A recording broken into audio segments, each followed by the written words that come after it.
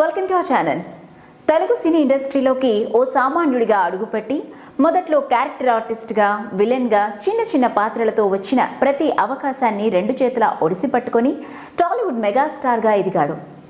దాదాపు 2.5 దశాబ్దాల పాటు టాలీవుడ్ని చిరంజీవి ఏలేశాడు. ఎన్టీఆర్ తర్వాత తన రికార్డులను తానే తిరగరాసిన లెజెండ్ చిరంజీవి అంటే ఎవ్వరూ కాదనలేరు. హిట్ ఫ్లాపులతో పని లేకుండా దూసుకుపోయిన హీరో మెగాస్టార్. అయితే ఆయన సినిమాలని పక్కన పెట్టి రాజకీయ రంగంలో అడుగుపెట్టి కేంద్ర మంత్రిగా ప్రజలకి సేవ చేశాడు. ఆ తర్వాత మళ్ళీ ఇప్పుడు సినిమాలోకి రీఎంట్రీ ఇచ్చి తనలో సత్తా కొంచెం కూడా తగ్గలేదని చాటుతున్నారు. అసలు విషయానికి వస్తే చిరంజీవిలా సినీ రంగాన్ని ఇప్పుడు నెంబర్ 1గా రాణించేదెవరనే ప్రశ్న అందరిలోనూ మొదలవుతోంది. చిరంజీవి తమ్ముడు పవర్ స్టార్ పవన్ కళ్యాణ్ గబ్బర్ సింగ్, అత్తారింటికి దారేది చిత్రాల తర్వాత మరో మూవీ లేక ఈ రేసులో వెనుకపడ్డాడు. ఇక పవన్ జనసేన పేరిట పార్టీ పెట్టి రాజకీయాల్లో బిజీగా ఉన్నాడు. ఎన్నికల్లో కూడా అదృష్టాన్ని పరీక్షించుకుంటున్నాడు. కాబట్టి పవన్ ని నెంబర్ 1 అనటానికి కుదరదు. ఒకవేళ రాజకీయంగా కీలక బాధ్యతలు నిర్వహించాల్సి వస్తే సినిమాల నుండి పూర్తిగా తప్పుకుంటానని కూడా చెప్పాడు. ఇక ఆ పొజిషన్ కి దగ్గరలో ఉన్న మరో hero super star Mahesh Babu. 2 movies disasters తర్వాత భరత్ అనే నేను హిట్ అయినా అది క్లాసికల్ హిట్ గానే మిగిలింది. ప్రస్తుతం మహేష్ బాబు మహర్షి మూవీ షూటింగ్ లో బిజీగా ఉన్నాడు. ఈ చిత్రం మే 9న రిలీజ్ కి సిద్ధమవుతోంది. తన తర్వాత చిత్రాన్ని రంగస్థలం వంటి బ్లాక్ బస్టర్ హిట్ ఇచ్చిన సుకుమార్ని కాదని F2 వంటి కామెడీ మూవీని అందించిన అనిల్ రావుపూడికి గ్రీన్ సిగ్నల్ ఇచ్చాడు.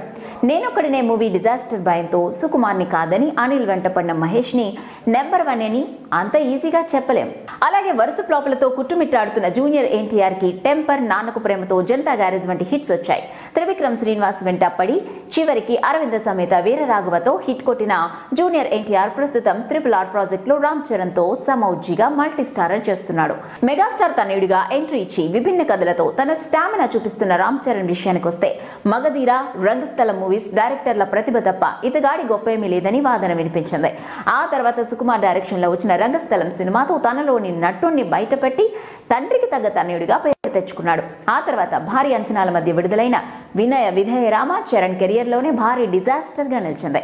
ప్రస్తుతం టాలీవుడ్ దర్శకధీరుడు తెరకెక్కిస్తున్న RRR సినిమాలో నటిస్తున్నాడు. చరణ్ నెంబర్ 1 స్థానాన్ని కైవసం చేసుకోవాలంటే ఇంకా కొంతకాలం ఆగాల్సిందే. ఒక్క బాహుబలి సినిమాతో వరల్డ్ లెవెల్ స్టార్ హీరోగా అవతరించిన young rebel star Prabhas track record చూస్తే డార్లింగ్, మిస్టర్ పర్ఫెక్ట్, మిర్చి, బాహుబలి 1, బాహుబలి 2 ఇలా అన్ని వరుస హిట్లు చూడొచ్చు. మొదటి నుంచి సొంత అభిమానులను పెంచుకుంటూ వస్తున్న ప్రభాస్ బాహుబలితో యూనివర్సల్ హీరోగా గుర్తింపు పొందాడు. ప్రస్తుతం టాలీవుడ్ లో ఉన్న పరిస్థితులను బట్టి చూస్తే బాహుబలితో రికార్డుల స్థాయి కలెక్షన్స్ సొంతం చేసుకున్న ప్రభాస్ నెంబర్ 1గా మిగులుతాడన్న మాట వినిపిస్తోంది. ఇక ప్రభాస్ నటిస్తున్న తాజా చిత్రం సాహో విజయం సాధిస్తే ప్రభాస్ టాలీవుడ్ నెంబర్ 1 హీరోగా అవతరించే అవకాశాలు పుష్కలంగా ఉన్నాయి. మరిన్ని ఇంట్రెస్టింగ్ అప్డేట్స్ కోసం చూస్తూనే ఉన్నది అవర్ ఛానల్.